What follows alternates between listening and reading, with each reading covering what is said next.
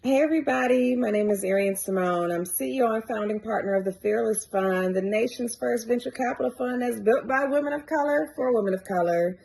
I had to come on here to talk to you guys about what's going on with the whole Target scenario because I haven't been on social, so I have to give this disclaimer for about a month.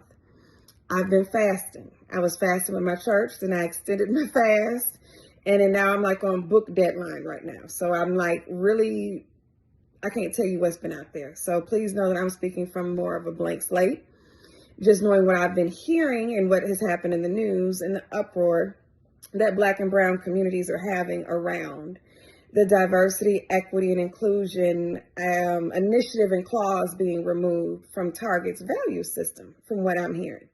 Again, like I said, I haven't seen anything.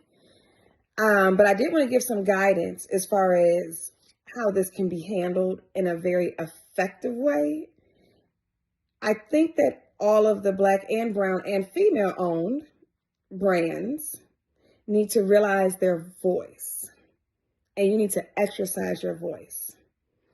If I were in a situation, this is exactly where I'd be at.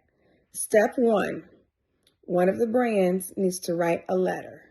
Step two, you need to get it signed by anywhere from 25 to, I would say, 100 other brands that are on the shelves at Target. Step three, your attorney is who is going to send this letter over, and you are going to be very clear on your demands. Collectively, you all bring them a lot of money, so you have to know where your voice and value is in this. And you state your demands.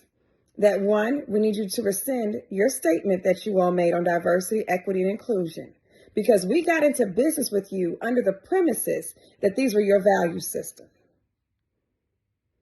Two, how about we sue you for the financial damages that you're going to cause now to my company because you've chosen to take this stance. Now people are boycotting your business. Have all your demands written out.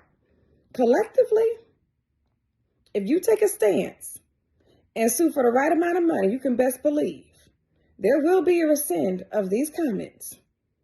Their values will get in place because you know what? It's not morality that's moving the needle. It's economics. Everybody always points to the Montgomery bus boycott. It did not change because of morality. It changed because they were dried out. And I'm not saying that this is not difficult. But you have to understand that if you don't stand for something, you will fall for anything.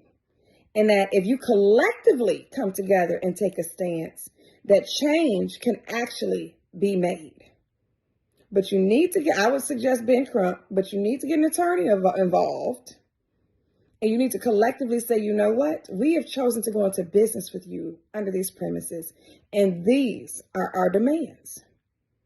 You best believe you file suit for the right amount, people can start singing the right tune really, really quickly. Really, really quickly.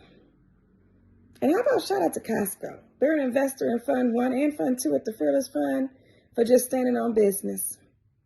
And yes, when things like this happen, there may be, you have to figure out finances sometimes. You may have to say, you know what?